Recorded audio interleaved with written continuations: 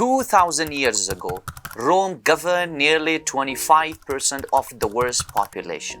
But today, Rome is just a city in Italy. The Abbasid caliphate once led the world in science and education, but now most of the Muslim countries struggle economically. So why do nations rise and why do they fall?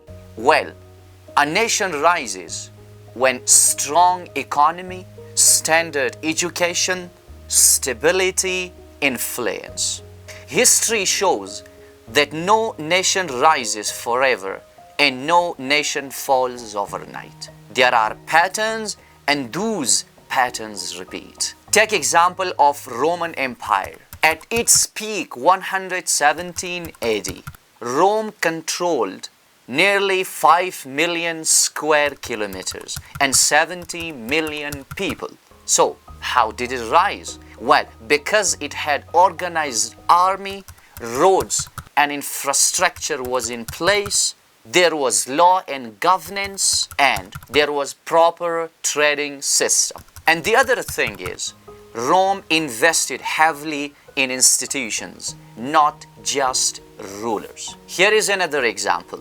The Islamic Golden Age between 8th to 13th century. Take example of Baghdad's House of Wisdom. It translated and published nearly 1 lakh books. Take example of the Muslim scientists, Al-Khwarizmi. He was the one who invented algebra. The other famous scientist, of course, who advanced medicine was Ibn Sina. More importantly, the education was free in many madrasas and the merit mattered more than family. There was no favoritism and there was no preferentialism. So this made the Muslim civilization the global leader of knowledge. And here is another example.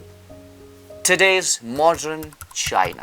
Back in 1980, China's GDP growth was 300 billion US dollars. But recently, in 2023, according to reports, it crossed 18 trillion US dollars. So the question of course arises, why and how?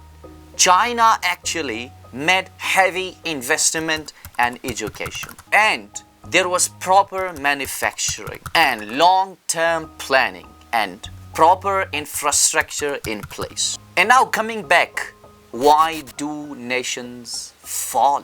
Here are some of the reasons. Number one, corruption.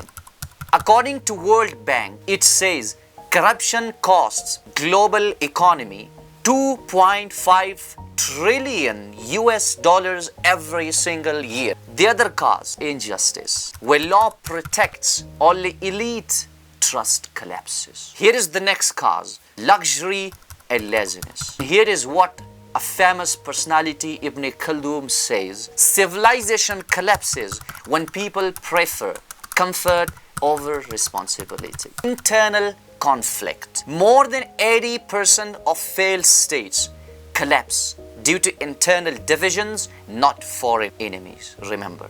If you look at Muslim civilization decline, after the 13th century, what exactly happened? There was political division, attacks on Baghdad back in 1258. There was decline of science, the rulers replaced scholars. As a result of all these, education weakened, economy weakened, and power weakened. If we draw a comparison between the modern history, here is a wonderful example.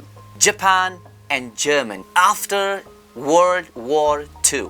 These both nations and states were completely annihilated and destroyed in 1945. But look at the GDP of Japan today, 4 trillion US dollars, and Germany having a 4.5 trillion US dollars GDP. All these did not happen overnight because they worked on education, discipline, institutions, and transparent accountability. So what is the takeaway? Well, nations rise because of knowledge, justice, and strong institutions. And nations fall because of corruption, no planning, and ignorance as well as injustice. Remember, history teaches us one lesson. Nations are not destroyed by it, they destroy themselves. And when they abandon justice, knowledge, and responsibility. Thank you.